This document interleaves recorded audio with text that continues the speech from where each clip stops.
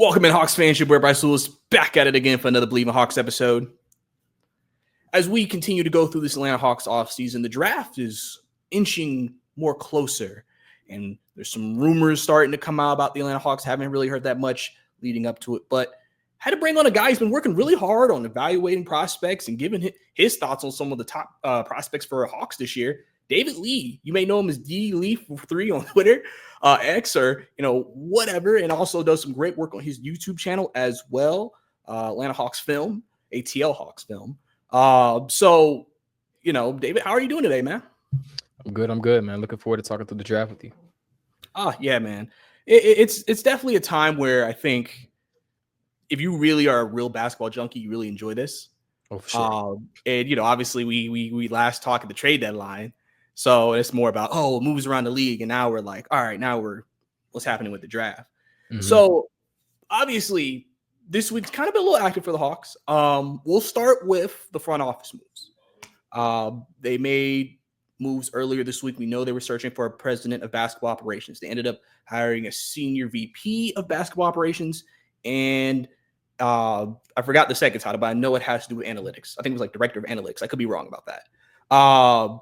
And Bryson Graham was the guy from the New Orleans Pelicans that they hired.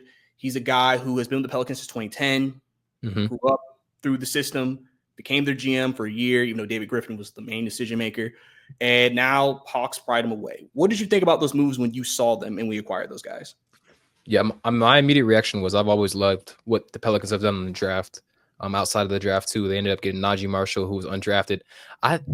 By the way, I can't remember if he's from Georgia, but when the Pelicans played us in the 24 season, and I was sitting in the media section, I kept hearing people really cheer hard for him. So I don't know, maybe he just has family in Georgia, but slight tangent. But yeah, I think they've done a great job with the draft. I love the Trey Murphy pick, Herb Jones, Yves Missy has worked out good for them.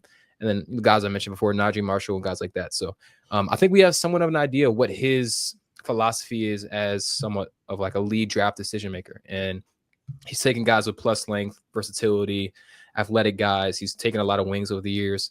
And he's also been reported as a guy who made a lot of those decisions. And that's been for Pelicans beat reporters and people who are really familiar with the team. And so knowing that he has that expertise and that track record definitely makes me feel comfortable about that particular move.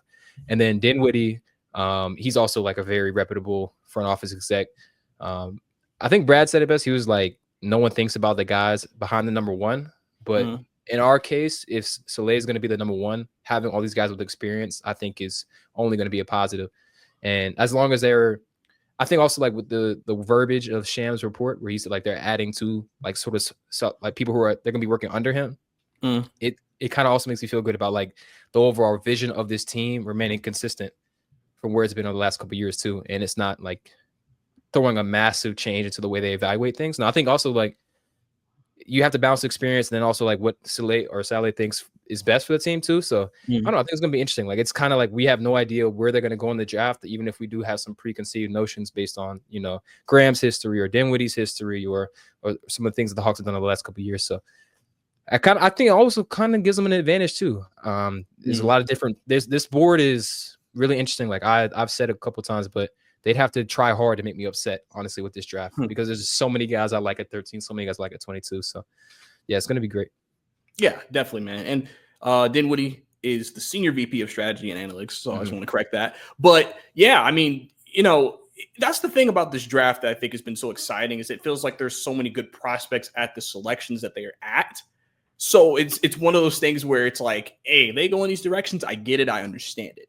Yeah. And, especially with Soleil, now that he seems to be the main decision maker going into this, but having a team around him to help make those decisions, I think that's going to be interesting to see what that vision looks like because they've been still evaluating, scouting before these hires. I'm sure Quinn has been involved in these decisions because he was involved in the Zachary Richey pick last year. So it's interesting to kind of see now how the board, if the board even changes once they bring these guys in, get some maybe intel that Bryson had with the Pelicans, even did what he had with the Sixers, and just kind of see how that changes things. I think the big thing that's came out also over the last 24, 48 hours is that Hawks seemingly have some noise that they may want to trade up. Yep. They may want to, and they said it looks like maybe a big, which I know has been a big topic of discussion. A lot of people, you're either with Okongwu and think, hey, let him be the starter this year, or you're like, we got to get size, and they don't think he can be the guy. Which we've heard, a center being mentioned for that, for the Hawks if they do decide to trade up. So my question to you is, if they do trade up, who would you like them to go after if it was you and you were like, okay, let's target this guy? And I guess, who do you think is like realistic? Yeah, I think, and it's tough because I think you have Flag at number 1, obviously. And then depending on your sort of opinion, you may have Dylan Harper. And I think after the first 2 or 3 tier, or first two or I'd say the first 4 players on my board, there's like a much larger tier where, depending on the Hawks' needs in particular, I think the guy to trade up for who makes more sense for the Hawks than any other team in the lottery is Khaman Maluach. And I think it's very apparent. He's a very clear value proposition. He's a rolling cut big, massive guy. Has a 9'6" standing reach. He's 7'2" in shoes, and he was elite as a roller at Duke. I just pulled his numbers, but he was at 1.76 points per possession as a pick and roll man, which is obviously elite efficiency. The average half court play in the NBA is 0.96. So you have to extrapolate that across college, competition levels, all that. And so it's not going to translate immediately. Of course, he's also younger than every other big he'll see in the league. But that's just an idea of how efficient he was at the most fundamental play type for the guy you want next to Trae Young. Like, you couldn't ask for more of a more polished play finisher, but also he isn't without his faults too. Like, he's new to basketball.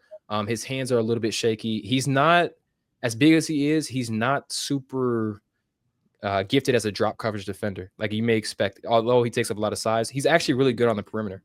And there's one of my favorite Twitter accounts. His ad is at Polarfall. He's in biomechanics, so that's what his PhD is in. So I'll ask him questions about certain prospects and their movement. And he says he thinks that's Maluach is like very light on his feet, which makes it harder for him to finish through contact and sort of like defend with verticality, but it makes him really good on the perimeter because he has like this intrinsic ability to keep his feet moving, but also like keep him off the ground.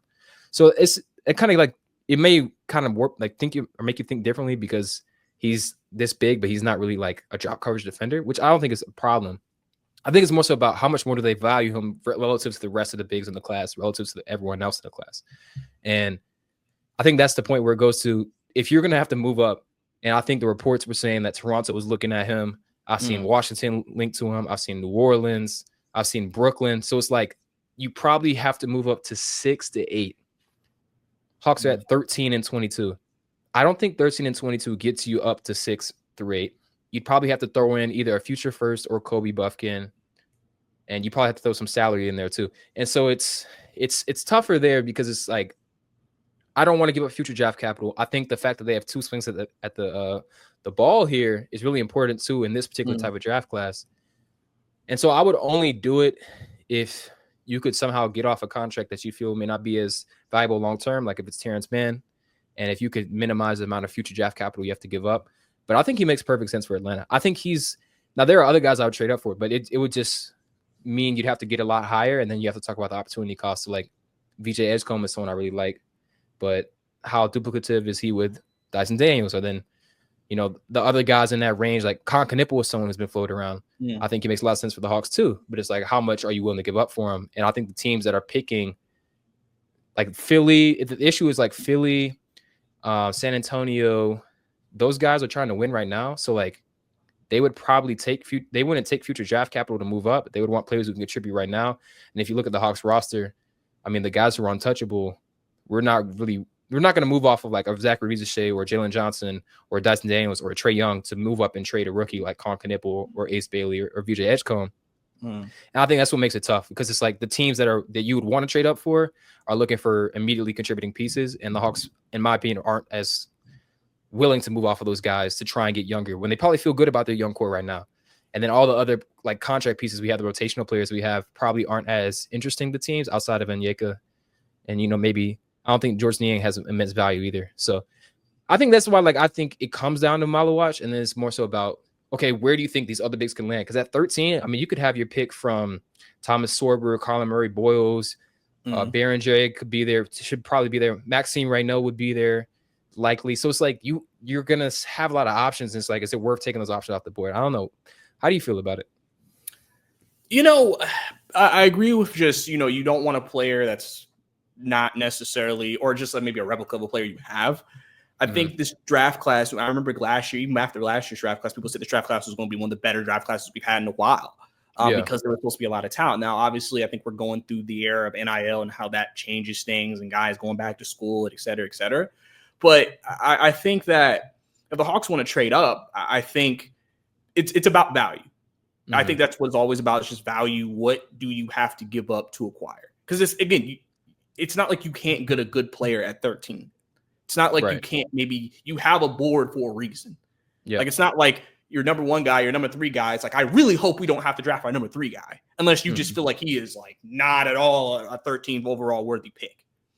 So I think it just kind of depends on what the Hawks feel like is worth it for them specifically. Yeah. Because I think the big thing, especially if it's a big, again, some people are debating if you trade up for a center, does this mean Okongwu's going to the bench?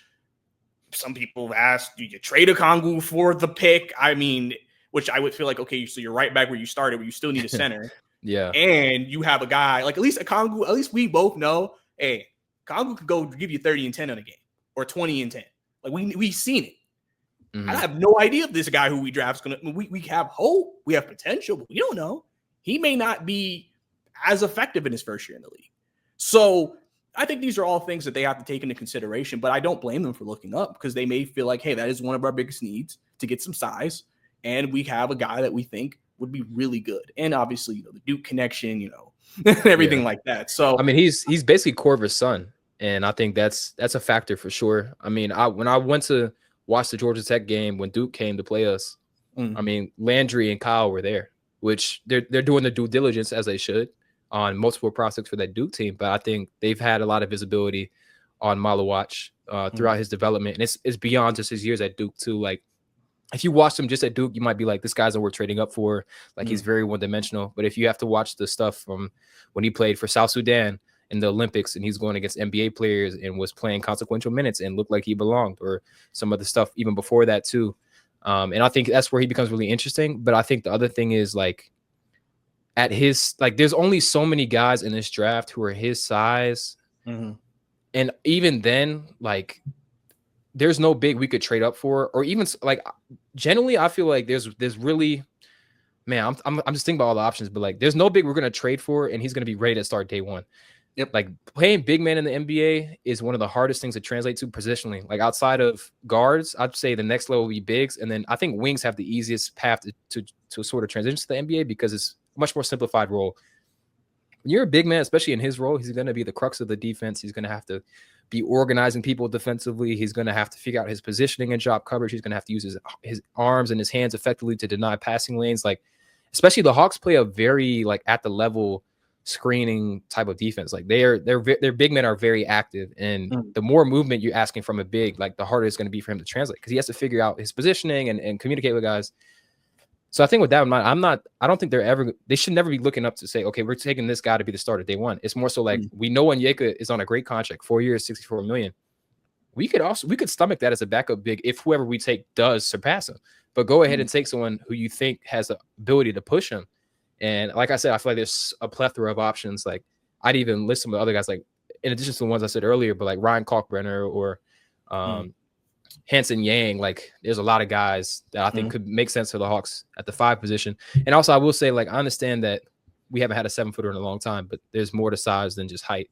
And there's guys in this draft who aren't as tall as Malawach, but are just as impactful defensively, if not more so, because of their length or their mobility or their versatility. So I get it, but it's not the ends all bees all. It's not the end of, like, the end of the conversation, or like the most important thing in general. Like, size is more than height. It's pretty much how I've been looking at it.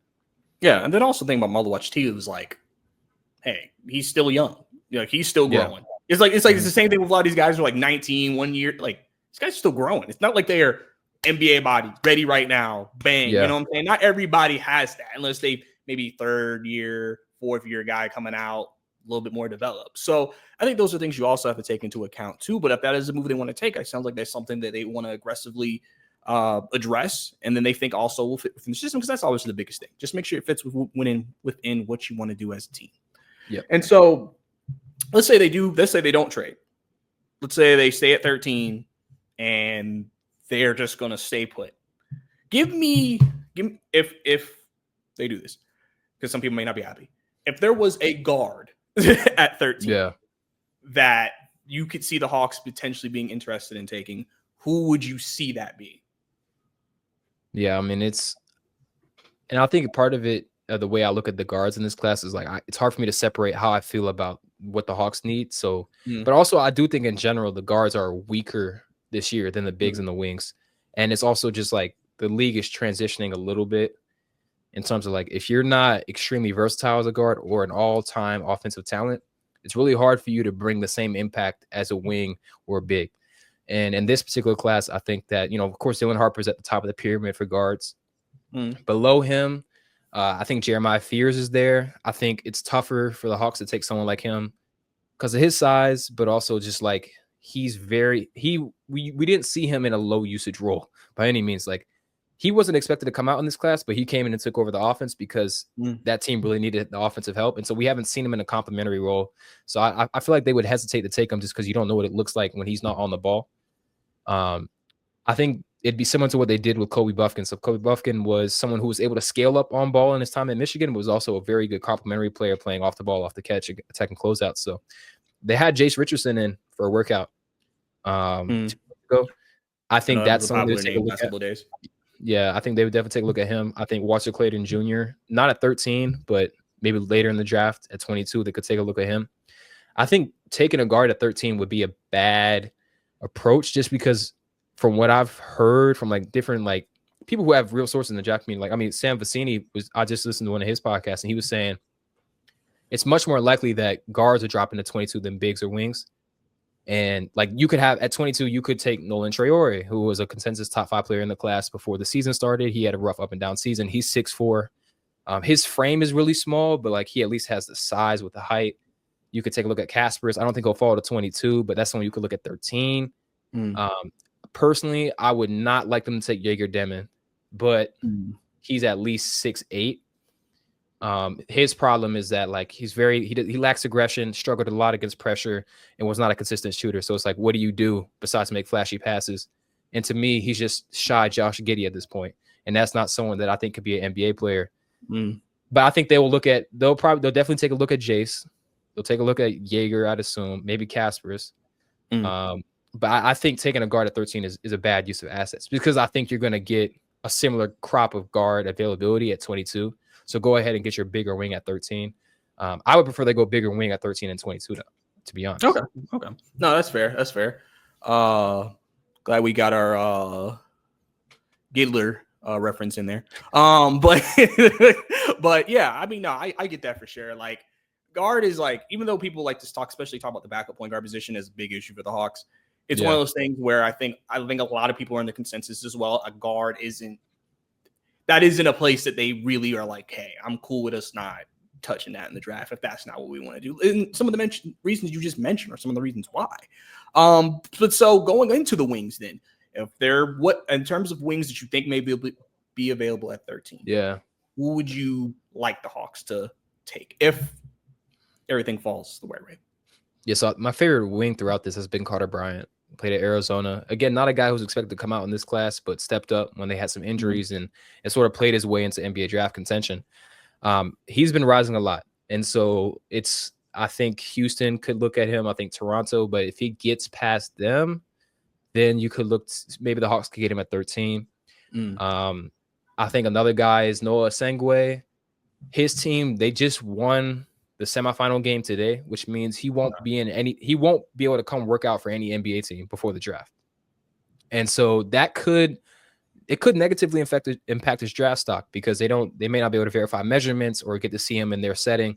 And so these teams that kind of really need a wing to hit, I could see them maybe passing on him. And I think that's someone who's like super moldable. He's the second youngest player in the class, elite transition athlete. You can't have enough 6'10" guys. I'd give him a look to. The other guys, wing wise, I look at Nick Clifford. He's older. He played 5 years of college basketball, but I will say that this is a different era. I mean, you got the COVID eligibility, NIL is incentivizing guys to return, and it's not a bad thing to have a really polished player. And outside of like guys like Cooper Flagg, Clifford was one of the few wings in the country who did everything. Rebounded exceptionally well. A good tertiary playmaker. His ISO numbers were fantastic. One of the best for players in this class above 6'6". He brings a lot of value. Like he kind of reminds me of a more shifty Josh Hart. And the issue with him though is like his shooting has been very sporadic. So as a sophomore or junior, it was really bad. Junior year was really up and down. So he has hot and cold stretches frequently. Even this season, he also was hot and cold. So it's like if his shooting isn't consistent, I at least feel like he could bring that defense and that rebounding value. So he's someone I look at. And then probably the next name at 13 would be Cedric Cowart. And he's also a little bit of an unknown just because he only played 6 games this season, which is one of his first like times that he's played against like real D1 level comp. He transferred from he was at D3 early on and then ended up going to a low major and then played at a mid major this season. But over the course of his career, he shot the ball exceptionally well. Like he's at like over 60 effective field goal percentage, over 400 plus shot attempts. He's a legitimate 3-point shooter, ridiculous wingspan.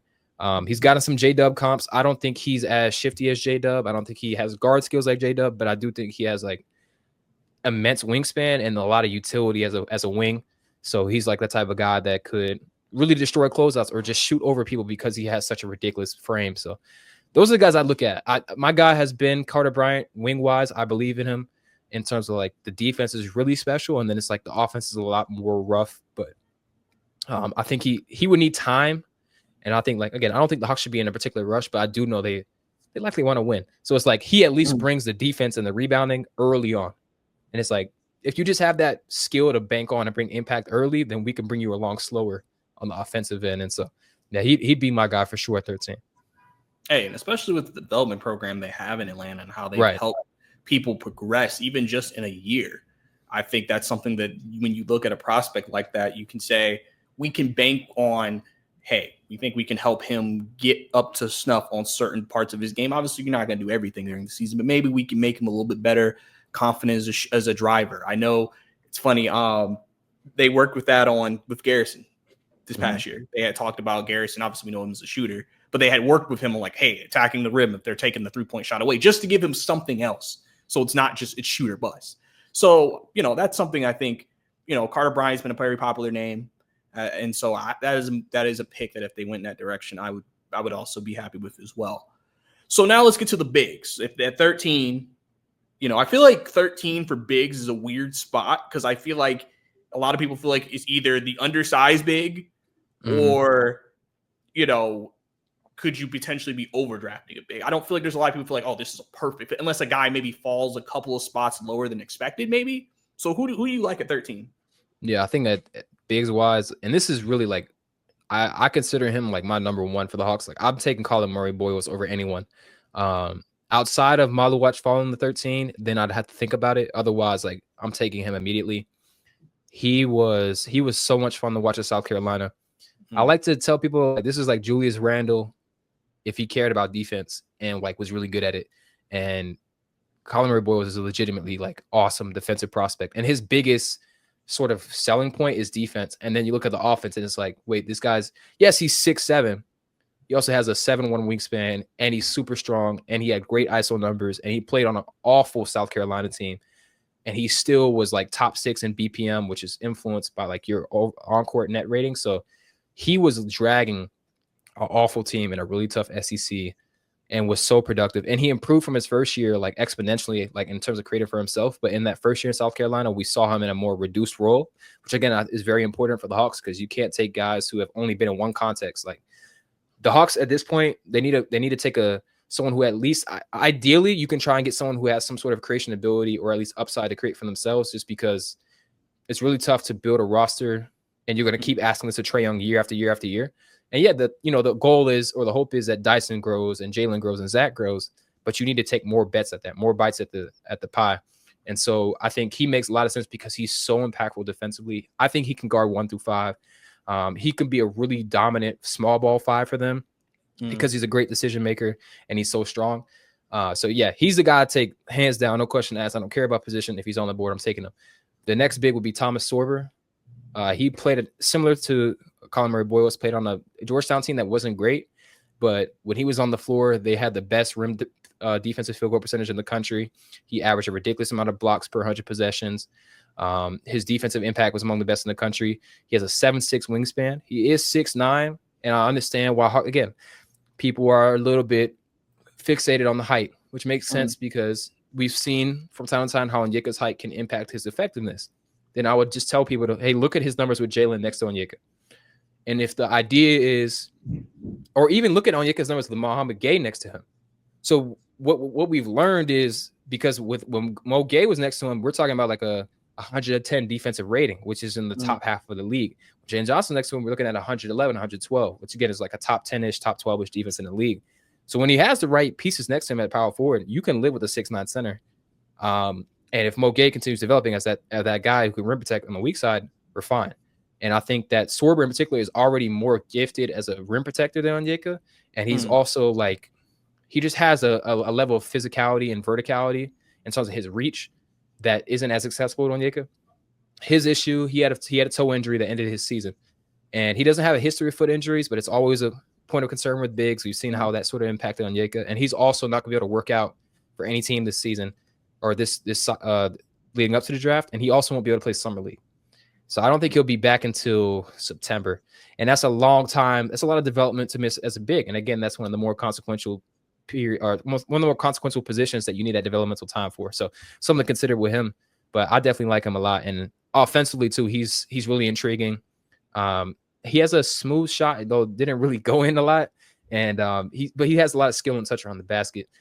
And then the other guy, man, honestly, at that point, like Maxime Reynaud would be in play for me. So he played at Stanford, averaged 20 and 10, led the nation in double doubles in terms of like high major.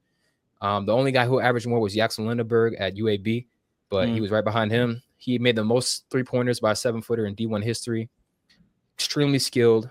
Took guys off the dribble, again, playing for a team. And you'll notice a theme like with these bigs. These are all guys who played on but like worse teams than some of these other prospects. And they had to carry so much of a creation load that's like you can envision them translating smoothly with Trae Young facilitating a lot of their offense, Jalen facilitating a lot of their offense in a more reduced role, but they still have that ability to scale up when necessary.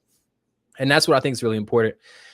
And the last guy I'd probably look at is Hanson Yang. And I honestly the only reason I say last guy is because like I really do believe in Hanson. I have him really high on my board, but I also think the Hawks could potentially get him at 22, and so I wouldn't want them to reach for him. But he's like, I think he's a grain breaking passer. Like he can make every pass you could ever want from a big man. I just posted a clip before we started of like his high to low passing, and so that makes a lot of sense in my mind with Jalen, where Jalen could get a ghost screen. Let's say Trae has the ball, Jalen comes up, gets a ghost screen, forces a switch. You throw the ball to Hanson Yang at the top of the key. He could throw that lob pass over to Jalen for easy offense, high to low, sort of mismatch hunting. He's great in the dribble handoffs. He's a great screener.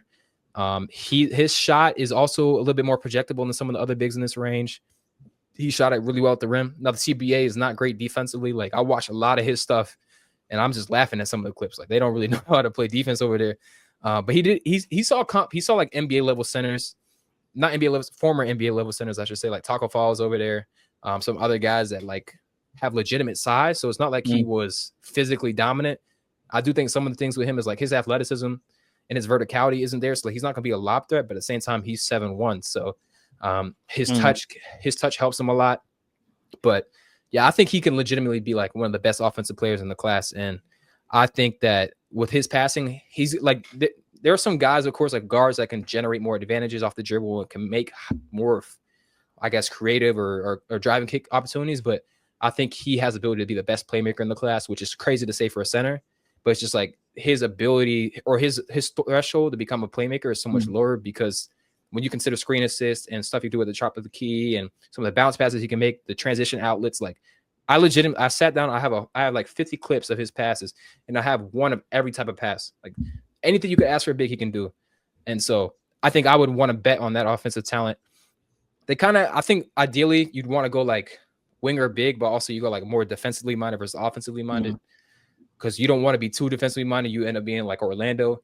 You don't want to be too offensive minded. You end up like to the 2022 Kings. So like you got to find some balance somewhere. And I think if you take that offensive bet, then you try and, also take a defensive bet that with someone who, guys who can scale up on both ends. And I think Yang, his mobility is better than I expected when I saw him at the combine, but he does have a lot of work to do to be an effective drop coverage defender. It happened at times, but he was inconsistent. And I think any big will need time. Like it won't be, there's no one we can take who'll be perfect. So those would be my guys. Okay. Yeah. I mean, listen, I remember the Yang's hype's been going from the Hawks community, the Yang dynasty, whatever you want to call it. He's definitely been someone who's rising up the boards for sure. Colin Murray-Boyles is always interesting because, me being in South Carolina and we cover South Carolina, so I'm very much aware of him, what he does for the team, obviously with them having a down year this year.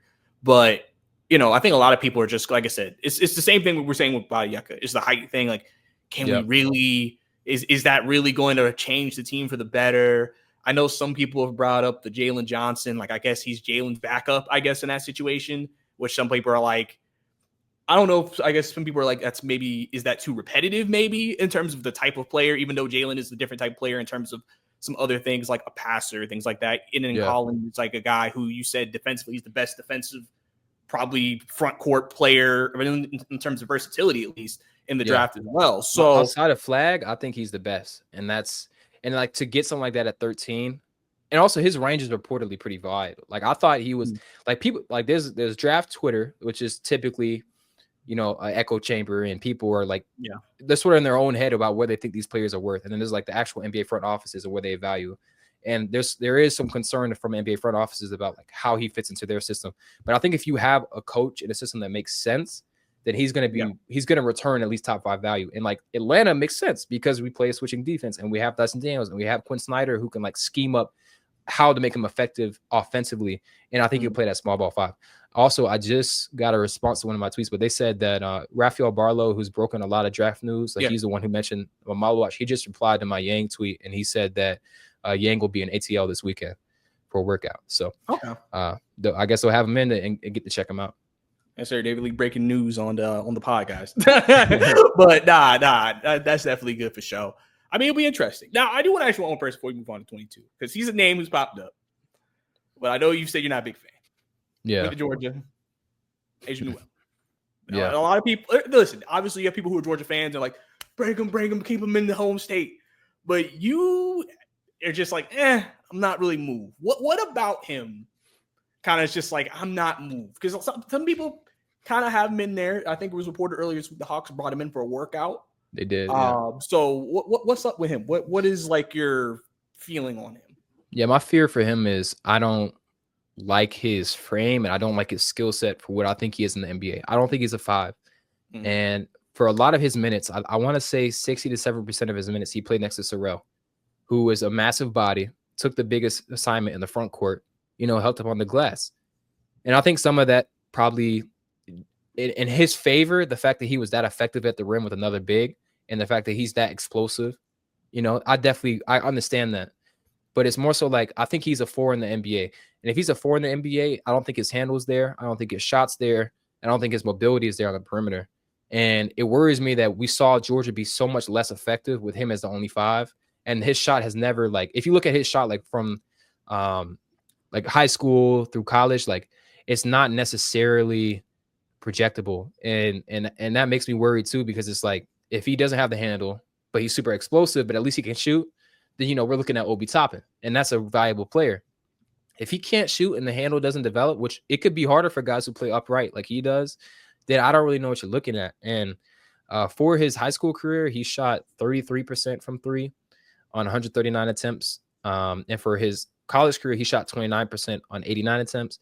But the free throw numbers have also been inconsistent. Like he was under 70% in high school. He was at 74.8% in college. And so if you believe in him as a shooter, I think it makes sense. But if you think that he's the type of guy that's going to come in and be a 5-man, I don't know if I buy that no matter what. And it's like, I think it's more so about how he moves. And that's my biggest concern. I also, like, I've talked a lot about like advantage creation, like guys who have the ability to scale up and down, guys who could be play finishers, but also somewhat create for themselves. I don't think he can do that. And if he's going to be a play finisher, you have to be really good at finishing plays. And his roll man points per possession was not great.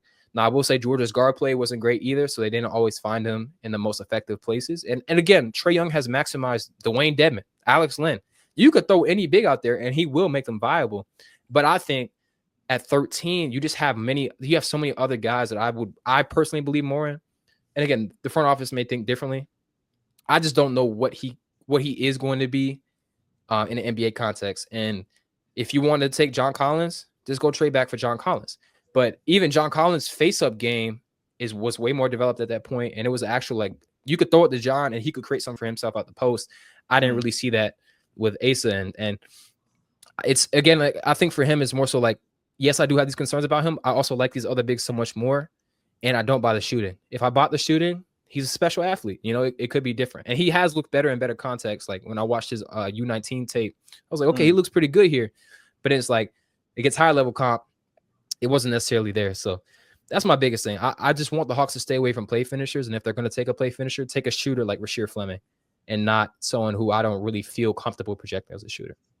Okay. No, that's fair.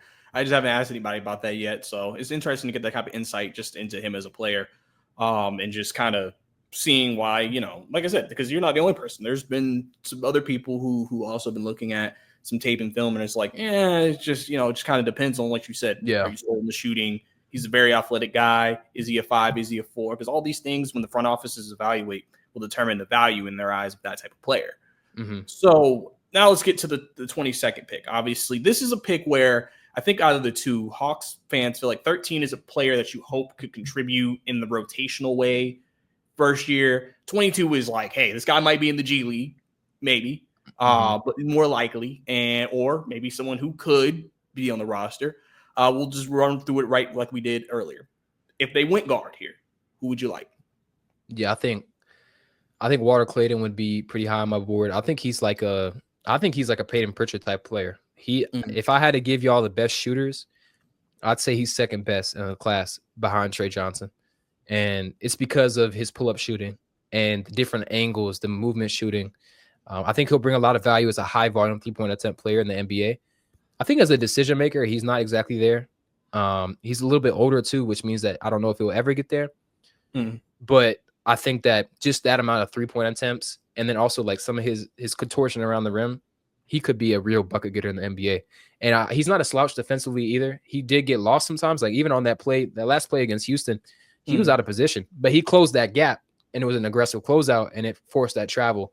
And so I think that with his athletic gifts, and like you would hope he's bigger, but I think if you're looking at a guard, he'd be in that range. I think Traore would be in that range, who we talked a little bit about earlier. I'm not as much of a fan of like the international guards in this draft. So like Ben Seraph is like the only other guard that I might take a look at, and I'm not 100% convinced on him. Yeah, it would probably come down to those two. I think I can't really honestly, like this is a pretty weakish class. Oh, I guess there's another guy, but I think it's a little early for him. But Javon Small is someone I like, but I think it's a little bit early for him too. But yeah, it would probably come down to Walter Clayton and Traore. Okay. Yeah, I mean, Walter Clayton is a guy, obviously, we saw what he did in the tournament. It's kind of funny because I feel like you have those guards, like going it back, Shabazz Napier. Oh, yeah. You know, Carson Edwards from when he played Purdue. Guys who, like, score. You can tell this man kind of carried the team a little bit while he was there at school, had an NCAA run. And, you know, so people are like, man, he knows how to win, those intangibles. So he was a guy I think I've heard a couple of times people wouldn't mind if they wanted to go in that direction. Yeah. Now looking into the wings, who would you like at 22 if they did decide to go wings? Yeah, so in that range, I think Rasheer Fleming is more of a forward, but I think if you go with the guy that you think has some creation ability at 13, I think I'm fine with Rasheer Fleming. Shot 40% from 3, explosive athlete. He's also John Collins like, but it's the shooting that separates him from Asa Newell to me, and also like the defensive versatility. His wingspan is ridiculous. I think he's at 7'5.5", so his wingspan is 9 inches longer than his height, which is ridiculous. And so what that means is when you're that short, but you have that much sort of horizontal and vertical reach, you can typically move a lot faster than people that you're going to be guarding. And so like there's some legitimate plays with him where you're like, this guy could blow things up defensively in a way that we don't really see from most prospects, like blowing up alley-oops, flying across from the weak side. Like, he makes a lot of sense for the Hawks. Another wing I like is Adou Thiero. Like, I think he's a lot of fun to watch. Like, if you type in Adou Thiero dunks, you're gonna see some really explosive stuff. And I think he'd probably be the most explosive athlete in the class. But he has some self-creation ability. He's improved a lot since his time at Kentucky. And he's also like he's a menace defensively. Like, I kind of think of him as like a chaos agent, like a Tasmanian devil type player. And, you want a guy like that in your rotation that can sort of muck it up on both ends. So he intrigues me a lot. And then the other guy would be Drake Powell. So he was a top 5 player. He was top 10 in the high school class in his recruiting class. Kind of got pigeonholed in a role at UNC and didn't pop the way people expected. He had the highest vertical in the draft combine, somewhat similar to Adou Thiero, but I think he's more projectable as a shooter. Like, that's one of the knocks on Thiero. He can't really shoot it. Drake Powell shot it pretty well. He added value in a low usage role. And again, this is a common theme. You want guys who can provide value in multiple different ways. And he can definitely do that defensively. He can scale up, hopefully. And then you've seen him in that low usage role. So I think those would be the guys I look at for wings. Would you give Will Riley a look here too? So I like Will Riley. I think my concern with he's like, there's no precedence for his frame. Like, I tried, like, there's a database and I typed in his measurements, and like the closest thing was Imani Bates, and Imani Bates, bucket getter, hooper, hasn't carved out an NBA role, and part of that is because he's so thin. And so Will Riley had his struggles defensively. He also wasn't active. Like, his steal and block percentage rates are some of the lowest you could ever find for a 6'8" player since 2008. And if you're going to be that thin and not be disruptive defensively, it doesn't really matter how gifted you are as an offensive creator. But I will say that, like, Illinois' offense was drastically better with him on the court because he could get to his own spots and because he generated good offense. And he's a better passer than most people. So I think it's tough. It's hard for me to justify the Hawks adding a negative defender or a guy who isn't going to at least be a neutral, that isn't going to be like an all-time, or not all-time great, but like a reliable offensive creator. And I think if you're looking for someone who can come and give you buckets off the bench, re-sign Caris LeVert. If you believe in Will Riley's like longer term outcomes, because I think he's another guy that like didn't shoot it that well in college, but like his priors are a little bit better. But I think the problem with him is just like, will he be able to fill out his frame? Because I think that is funny though. I was able to find like, I was looking for some pictures of him for like the comparisons I was doing, and I found like Indiana's trainer, and they said he added 10 pounds of muscle throughout the season. And I was like, okay, well, that changes things, because if you can, over the course of 3 to 4 months or so, put on that much weight and put on that much functional muscle, maybe he could fill out his frame. And if he gets above like 200 or so, like I've comped him to like anemic Tobias Harris, and it's like someone who isn't your secondary creator. He's more like a tertiary guy, but you could give it to him. He can create a bucket at the end of the shot clock and a good shooter. So yeah, I don't know if they brought him. I don't think they brought him in for a workout. I think, again, it's because I like the guys above him. It's nothing about him as a player. Man, I don't know. It's tough, but I'm intrigued by him. I just don't know if we can take that risk, if that makes sense. No, I get that for sure. Yeah, I just want to bring him up because I know that's the names I've also heard. Obviously, they talk about shooting is the biggest thing, but and that's obviously a need for the Hawks. But like, I've heard the frame, because I think I was talking to Barlow's brother James, and he was like, I mean, you think Zach's skinny? Like, he's even skinnier. So, I just wanted to ask about that. So now going to the bigs at 22, this seems like a spot that there is a lot of strong value potentially at bigs. So who do you like there? I think Rayno could get a look here. Kalkbrenner, Creighton, back-to-back defensive player of the year in his conference. Luke Cornett type big, really dominant at the rim. Was able to wall it off with his size all year. Not as sexy of a big as some of these other guys. Like, I don't love him as much, but he's like a very clear NBA player in my opinion. And one of those guys you look back in like 5 years and be like, oh, he went 25. Like, how? Because of like the value he brings pretty immediately. Joan Behringer would be a guy I look at. So his measurements just came in today. He measured at 6'11" barefoot with a 7'4" wingspan. This dude, he can really move. Like, he moves like a wing, which is very rare for his size. But he's very raw. Like if Malawach is raw, or if Malawach would be like a medium rare steak, then like Behringer is like bloody. Like he's, they put it on, they just seared it. They didn't try to cook it through. And I think that's a give or take. I mean, it means that he has a very high ceiling, but it also means that, he could be Jericho Sims or worse. And at the very least, he's bouncy and he can move really well. And again, with Trae Young, you kind of have the wherewithal or like the leeway to take guys who are like athletes and then bet on them, turning into something else. So I think they should take a look at him. The other guy in that range would be Reynaud. I think Reynaud could fall there. And then I'm also a big fan of Amari Williams, who was the big at Kentucky. Had a ridiculous assist percentage. They ran a lot of offense through him. He's a really gifted passer. He measured in at 6'10", 6'11" with a 7'6" wingspan. So he's interesting. I think that'd be the bigs I look at. I don't know where you are on like Danny Wolf or Derek Queen. But I mean, I asked about Danny Wolf because he intrigued me because I know he's a big who could shoot. I think he's a good passer as well. But I also am like, would he be another negative defender in the front court potentially? And I don't know if that would like. I could see why the Hawks could like him, but I also could see why the Hawks wouldn't take him. Yeah.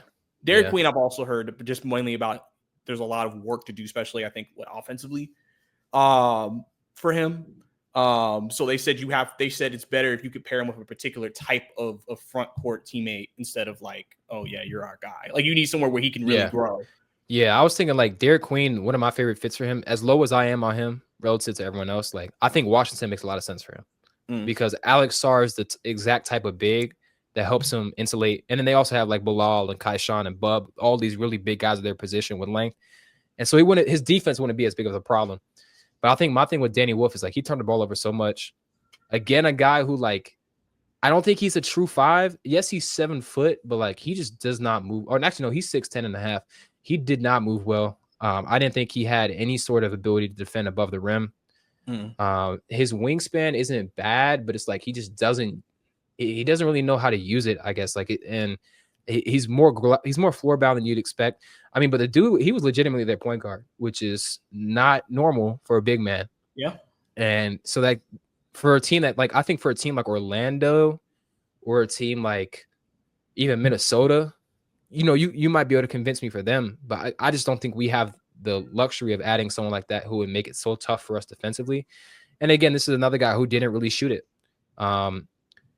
In his high school or pre-NCAA or his years, like prior to NCAA, he shot just 23% on 26 threes. In his 3 NCAA years, he shot 33.3%. And he's never been a good free throw shooter either.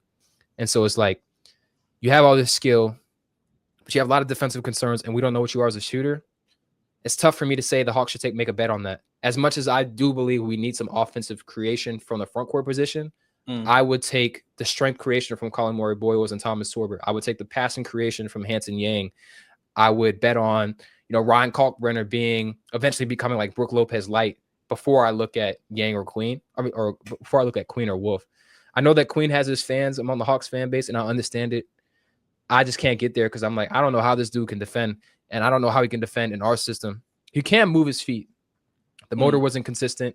And he's another guy, like, again, the shooting just wasn't consistent enough. Like, if he had a track history of shooting, man, he might be a top 5 pick just because of how special his footwork is, his ball handling, the way he could drive the ball. But that's why this draft is so open, because all these guys have swing skills, and it's just about for the Hawks. I know your point was, okay, if you take 13, maybe they can contribute immediately. It might be flip-flop. You might, and that might sound like it doesn't make sense, but like if you take Nate Clifford at 13, who's 23, he's in a rotation.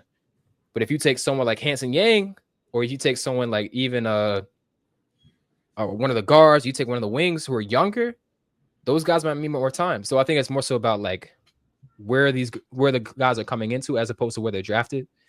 And I think that was like why, of course, there are expectations that come with a pick. That's why Zach was expected to be Rookie of the Year and expected to average 15 because he was taking number 1. And there are expectations tied to where they're picked at. But I think the Hawks would find it advantageous to say, okay, we're going to take the guy. not really paying attention to where their situation is or how immediately they can contribute, but like where we think the value is and how they align with our areas of need. And if the value is Cedric Howard at 13 and then like a more raw guy at 22, then I think that's what it ends up being. Okay. Yeah, I mean that definitely makes sense. I think too, with them trying to win, I think you also have to figure out, okay, how big of a role is a rookie going to really play in that? You know, are we really going to be relying on a rookie to be like, hey, we need you to be like a big role in this, like trying to win games, especially seeing how they've handled rookies. Like think about Zach. I mean, they kind of had him on a minutes restriction, and you know, because I think Quinn just didn't want to overexpose him. Plus, obviously, he had a shorter offseason than some people because he didn't wrap up playing a little bit later. And you know, some people are going to be like, well, he's young, he should be able to play, but it's like that's not the point. You're in the don't league, take that you're risk. 82 games. You're going against grown men. Like, I mean, that's not something that, oh, he's 19, he should be able to fine, because the last thing you want is Zach to get hurt. Yeah. Wait, can I ask you something real quick? Yeah, what's up? I found this when I was looking through on my pod, but who do you think averaged more fourth quarter minutes after the deadline? Terrence Mann or Ariza Shea?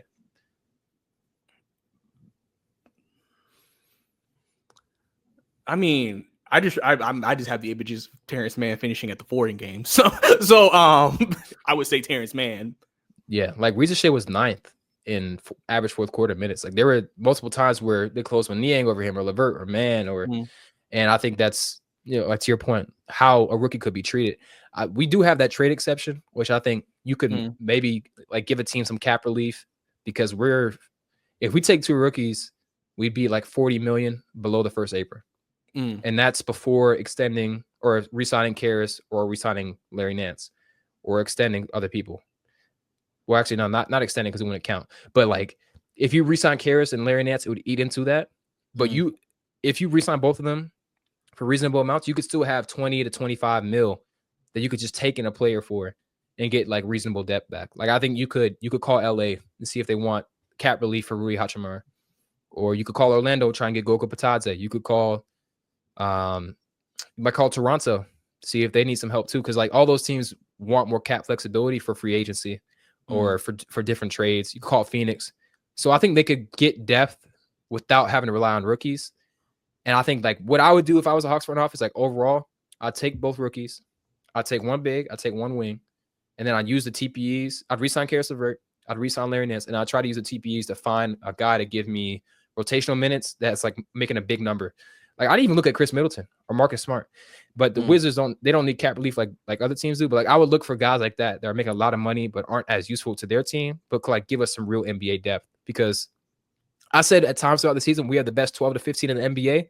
It's still a 12 to 15. So if you're playing the other teams 8 through 10 or 7 through 9, you need real NBA guys. And so if they could add a guy without giving up assets, because you can just absorb them into the TPE, then I think you're golden. Like the Hawks are in a really, really good position. Like other teams should be envious of where the Hawks are.